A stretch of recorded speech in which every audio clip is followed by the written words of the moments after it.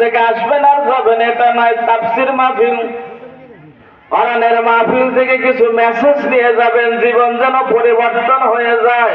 আপনি যদি আমল করতে পারেন, এইটা যদি শক্ত করে ধরতে পারেন, এবার রমজানে আপনি জান্নাতি মানুষ হয়ে যাবেন। আমি মুফাজ্জল হোসেন আব্বাসীর কথাটা যদি আমল করতে পারেন, আপনি জান্নাতি হয়ে যাবেন। আমি যদি ধরা পড়ে যাই, আপনার ওসিলায় হয়তো আল্লাহ আমারে মাফ করে দিবে।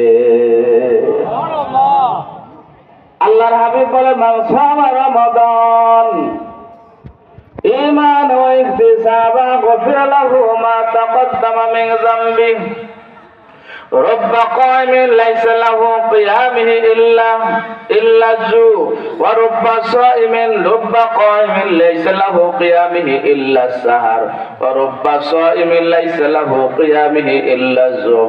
আল্লাহ রসুল বলে, এক শ্রেণীর রোজাদার রোজা রাখার পরে আল্লাহ এমন ভাবে মাফ করে দিবেন, 30 রোজা পার হওয়ার পরে যেদিন শাওয়ালের রোজা রাখছে, আল্লাহর হাবিব কয়েক শ্রেণী রোজাদারকে আল্লাহ মাফ করে দিবেন, আর এক প্রকার রোজাদারকে আল্লাহ মাফ করবেন না।